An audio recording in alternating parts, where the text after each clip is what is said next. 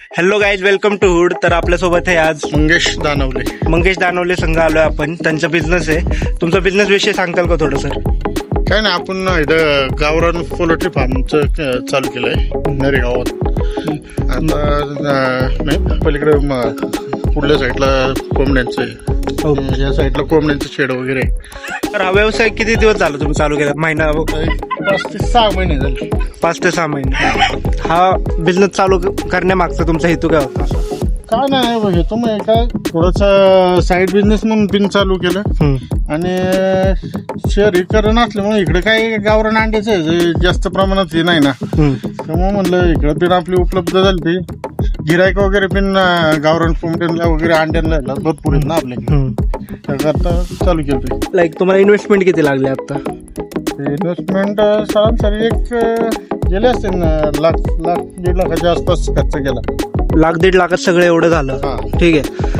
आणि लाईक ह्यांचं खाद्य वगैरे धरून आणि कोंबड्या वगैरे पहिले तर तुम्ही पिल्लच घेतले असतील, राईट? पिल्लं घेतली होती. पिल्लं आता पिल्लं मोठी झाली आहेत. पिल्लं मोठी अंडे वगैरे चालू झाले ना आपण.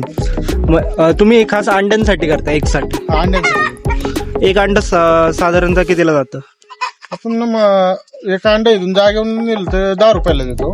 जर घरपोच पाहिजे नसेल, एखाद्याला शक्य होत नसेल वर यायचं तर 15 रुपये चार्ज घेतो एका अंड्याला. 15 रुपये? हा, सरासरी 2 ट्रेच्या वरची ऑर्डर पाहिजे. 2 ट्रेच्या वरची? ओके. बॉयलर अंड्या आणि गावरान अंड्यामधला फरक काय? भरपूर काय फरक आहे. आता बॉयलर अंडा म्हणजे कसं, आता शेवटी त्याला मेडिसिन वगैरे जास्त वापरतात अंड्या कोंबडी येण्यासाठी वगैरे. तसं आपलं कोंबडी कंटिन्यू फिरत असते बाहेरच, काय पाहिजे ते बाहेरच खाऊन.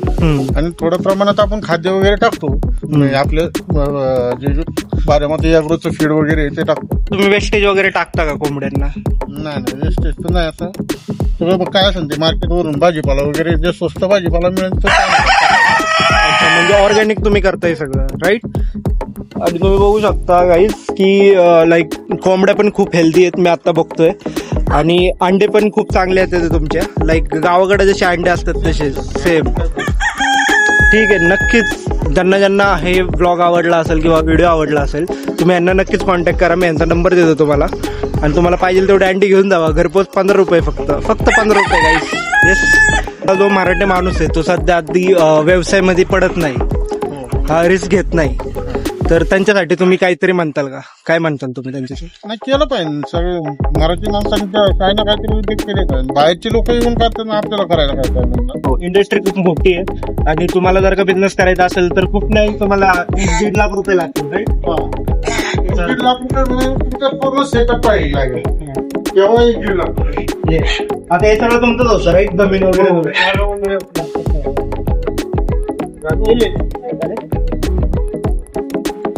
आता बघू शकता तुम्ही. तरी सगळे आता गोळा गेलेली आहेत. हे बघा, जसं आपण बॉयलर अंडे खातो, राईट? तर त्यापेक्षा हे सगळं छोटे आहे, पण ह्यात जास्त प्रोटीन असतं असं म्हणतात. तुम्ही मला कमेंट मध्ये सांगा. हे बघा. अँड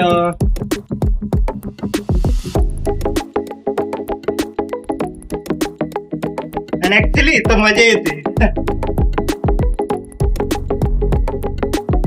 हे तुम्ही फार्म बघू शकता. आणि खूप सुंदर असं फार्म आहे. यांनी छोट्याशा इन्व्हेस्टमेंट मध्ये एवढं मोठं चालू केलंय म्हणल्यावर तुम्ही पण करू शकता, का नाही करू शकत, राईट? आणि सर काय म्हणता तुम्ही अजून काय आपल्या क्वालिटी विषयी? तुम्ही असं पुढे विचार केलाय का एक्सपोर्ट झालं पाहिजे दुसऱ्या देशात वगैरे? चाललंय. ऍक्च्युली आपली कंपनी आहे मेव्हरोनिक एक्सपोर्ट म्हणून. तर आपण दुबईला एक्सपोर्ट करतो, अंडी म्हणा किंवा सुई, जेसीपी पर्यंत आपण सगळं एक्सपोर्ट करतो. तर तुम्हाला कसं वाटेल आपल्यासोबत टाईप खरंच मला चांगलं सहकार्य दिलं. मला जर रेट वगैरे व्यवस्थित भेटला तर करू आपण. तर 10-20 रुपयानेच प्रॉफिट असेल तसं म्हणणं. असं प्रॉफिट 100% करणार. हे अंडे बघू शकता तुम्ही. मला खूप चांगले वाटतंय पकडून. आणि खायला पटेल तेवढंच भारी असतात त्या. मी असं ऐकलं की जिमवाल्यांनी खरं तर प्रिफर करावे हे अंडे, का की याच्यात जास्त प्रोटीन असतं. आणि गावरान म्हटल्यावर भाई गावरांसारखी तब्येत तर झालीच पाहिजे. आता तुम्हाला असं का वाटलं की हा बिझनेस करावा? नाही, जागा उपलब्ध होती. परत दिवसभर इकडे तिकडे मोकळं फिरण्यापेक्षा आपण काय ना काहीतरी चालू आलो. ह्याच्या आधी तुमचा काय एक्सपिरियन्स म्हणजे? नाही एक्सपिरियन्स मी एक मित्राच्या गेलो मी गावाला गेलो सातारा त्यांनी स्वतः केलं होतं ते बघूनच मग तिथून पुढे चालू केलं. बरोबर. त्यांनी जरा सपोर्ट केला, भरपूर सपोर्ट केला होता. म्हणजे प्रत्येकाने प्रत्येकाकडून मोटिवेशन घेतलं पाहिजे. आता दानवणे साहेबाकडून तुम्ही पण मोटिवेशन घ्या, तुम्ही पण हे करू शकता फार्म एवढा मोठा.